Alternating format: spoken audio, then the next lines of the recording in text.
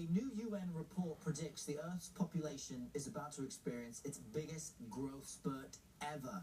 Currently, the UN estimates there are 7.3 billion of us here on the planet, and that number is expected to rise to 8.5 billion by the year 2030. By the end of the century, the projection on this tiny planet Earth is 11.2 billion people. Where will we find a place to park?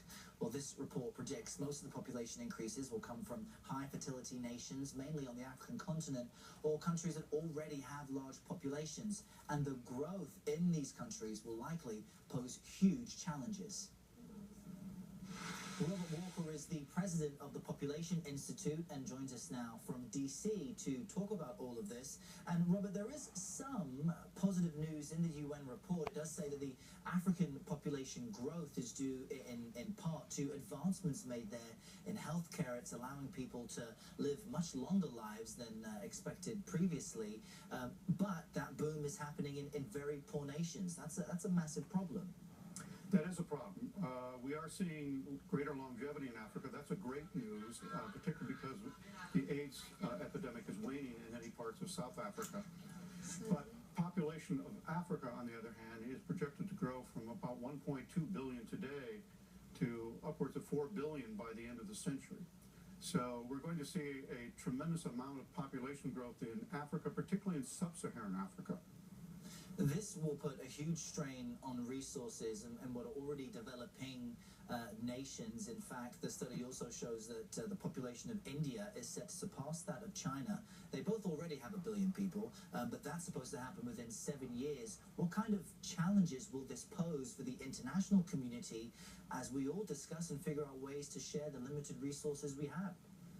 Well, there are two real population concerns. One is a global concern about resources, and that includes fossil fuels, but also includes water, and includes metals and minerals and other materials that are a worldwide concern. But when you talk about India and sub-Saharan Africa and population growth in those countries, the greater concern really is about what that population growth means in terms of those countries' ability to fight poverty, to alleviate hunger, to manage water scarcity, to address issues of environmental degradation like deforestation, but also questions about political instability and conflict. What would be your recommendation, I'm wondering, to address these very serious issues? I mean, China's one-child policy, for example, incredibly controversial, and human rights groups have said that for a long time, that it's not helpful. It has all these societal knock-on effects. How should we react to this report? First of all, the good news is that coercion is not necessary to see a very substantial reduction in fertility. We've seen in many countries throughout South Asia and East Asia very substantial reductions in fertility that do not have any element of coercion in them whatsoever. The challenge that we face today in many of the developing countries, particularly the poorest of the developing countries today, is that child marriage is oftentimes very prevalent. And if a girl gets married at the age of 8 or 9 or 12 or 13, in a male-dominated society, she will have little say about how many children she will have. And that's becoming a very substantial obstacle to reduction in fertility in those countries.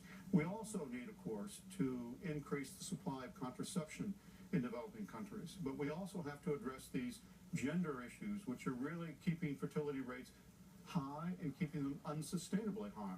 Yeah, the world certainly is getting more crowded. We do need to figure out more ways of working together and helping one another out. Robert Walker, great to chat with you, joining us from DC, the president of the Population Institute. Errol, thank you very much. Now, it's of course an important question. You've got limited resources and such a massive growth spurt. 8.5 billion people by 2030, just it's incredible. A huge challenge for this generation and the upcoming ones as well. And thank you so much for watching, everyone. I'm Zane Asher. And I'm Errol Barnett. We're staying comfortable. Hope you are as well. Comfortable. We're back after the break with more of the world's biggest stories. Stay with us. Americans, we're living longer than ever. As we age, certain nutrients become especially important. From the makers of One-A-Day 50 Plus, new One-A-Day Proactive 65